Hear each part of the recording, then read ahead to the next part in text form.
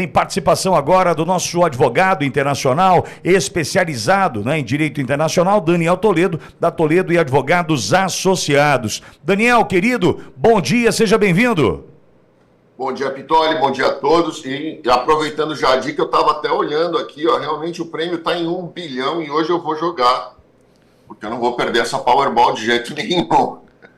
Ô Daniel, e não esquece da gente, caso dê tudo certo por aí, não tá?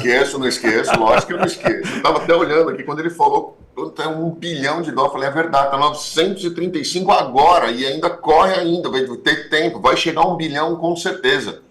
Com certeza lembro de vocês aí, sim. Vamos lá. Obrigado, Daniel. Ele vai lembrar de nós, falando assim, putz, eu conversava com aqueles pobres. Aqueles pobretão lá de Bauru. Vamos lá. Daniel, bom, no momento de tantas incertezas políticas nos Estados Unidos, a relevância das últimas pesquisas eleitorais se torna ainda mais evidente. Por quê, Daniel?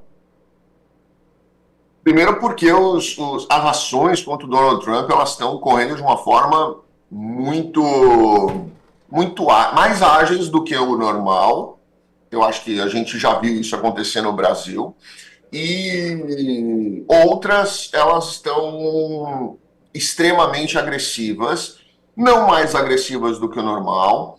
E nós estamos vendo agora alguns juízes se manifestando contra Donald Trump. Na verdade, não diretamente contra o Trump, mas ontem nós tivemos um juiz de uma corte, inclusive, não é ele que está com o processo do Donald Trump, mas é de uma vara, vamos dizer assim, dentro da mesma corte, e ele disse que se o processo estivesse na mão dele, ele seria um que representaria o ex-advogado do Donald Trump, porque ele acha que uma pessoa com aquela índole não teria aí o direito de ter o privilégio de ser advogado aqui. Então, a gente vê muita agressividade em cima dessa questão, e isso tem feito as pessoas enxergarem um Donald Trump diferente daquele que ele mesmo tenta se pintar. Por outro lado, a estratégia que também nós já vimos no Brasil, que é a estratégia da esquerda esconder o presidente, né? De travá-lo, de deixá-lo quieto, porque às vezes quieto ele fala menos besteira.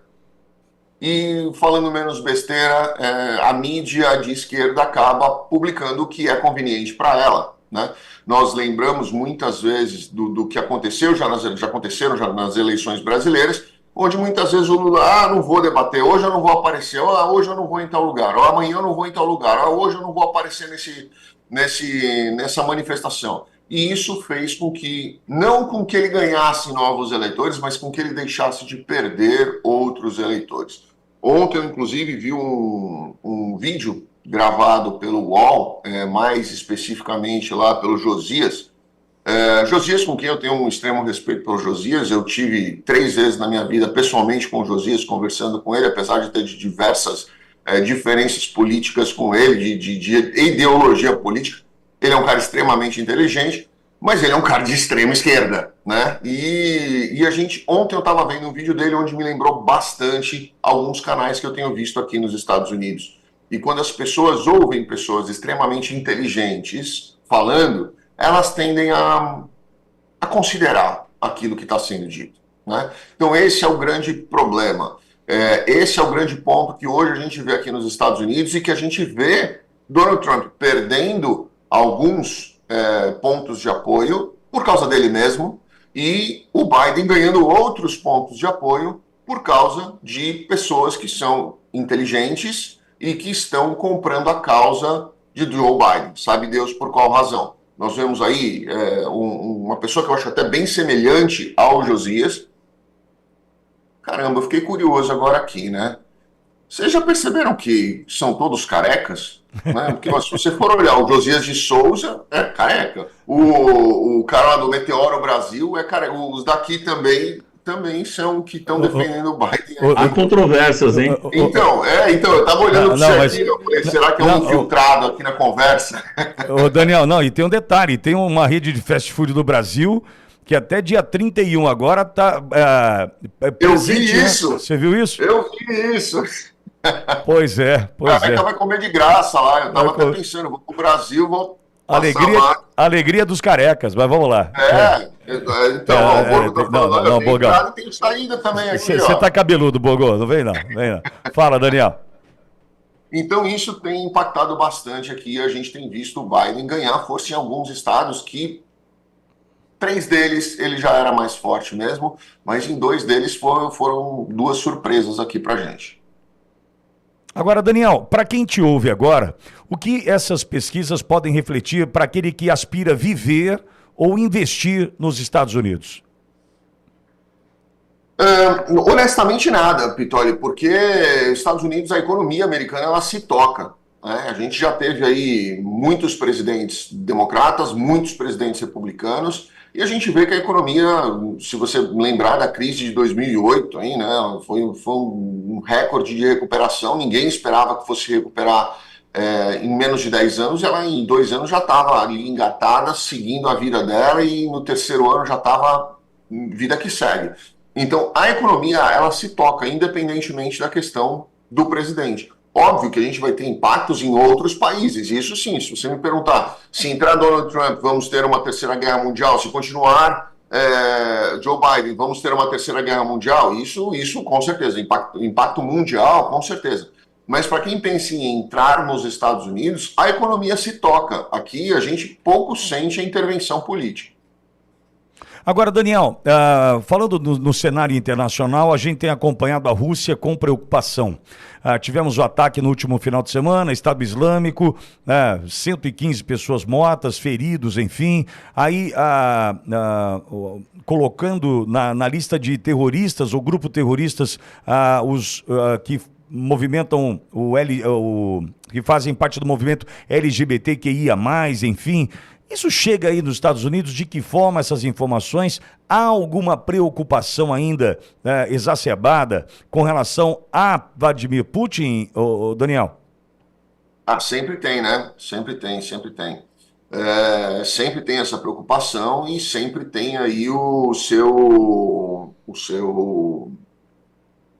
a sua forma cautelosa de lidar com a situação. Óbvio que nenhum cidadão quer guerra, mas a gente percebe que alguns países estão torcendo para essa guerra acontecer e a gente consegue enxergar de certa forma aí quais são as intenções por trás disso, né? Nós temos aí uma economia mundial que ela está meio fragilizada, nós temos aí uma disputa por uma certa hegemonia mundial, nós estamos vendo aí algumas empresas faturando muito alto com essa questão de venda de armas e tudo mais. E nós vemos a vaidade do Putin gritando na orelha dele todos os dias. Então a gente tem aí uma situação extremamente delicada e a gente se preocupa assim com isso por aqui. Eu vejo aqui a população bem preocupada. Mas o curioso é que eu vejo muito mais gente falando vamos para a guerra do que gente falando tomara que não aconteça nada.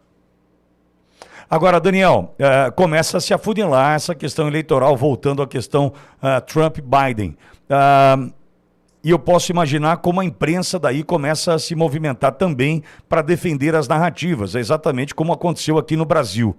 Entretanto, nós tínhamos aqui um elemento, que era o Tribunal Superior Eleitoral, na eleição de 2022, que fez a diferença. Minha pergunta para você, existe algum elemento, existe alguma estrutura pública que possa participar desse processo a ponto de interferir, como nós vimos a intervenção no Brasil na eleição passada? A estrutura pública, como ela se movimenta nesse sentido? Porque a imprensa vai fazer o papel dela, como sempre fez, defendendo esse ou aquele. Mas e o Estado, como se posiciona numa situação como essa, Daniel? Excelente pergunta, Pitoli. Vamos lá. O que acontece? Hoje nós temos um grande número de ministros, entre aspas, aí, na Suprema Corte Federal que foram nomeados pelo Donald Trump.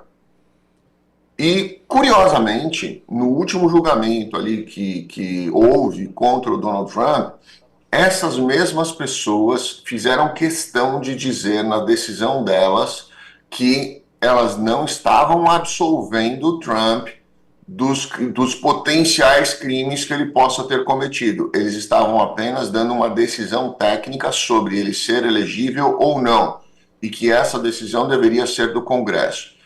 Colocar isso numa decisão fez muito sentido aqui para a gente, porque assim, eles quiseram dizer, olha, nós vamos decidir de forma justa e legal. Nós não vamos decidir baseados no apadrinhamento político.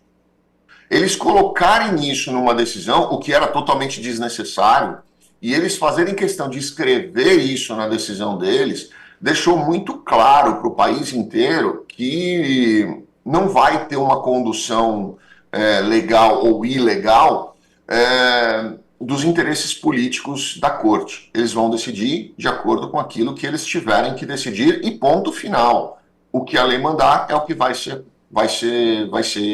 conduzido, né? Então, isso passou uma imagem muito positiva da Suprema Corte Federal para o país, pelo menos com todos os que eu conversei aqui, e eu faço parte aqui de alguns grupos com advogados, todos disseram isso da mesma forma, até mesmo os de esquerda. Olha, foi muito legal essa postura desses ministros, desses juízes. Daniel, Borgo aqui. Pois não, Borgo, uma questão para o Daniel, é isso?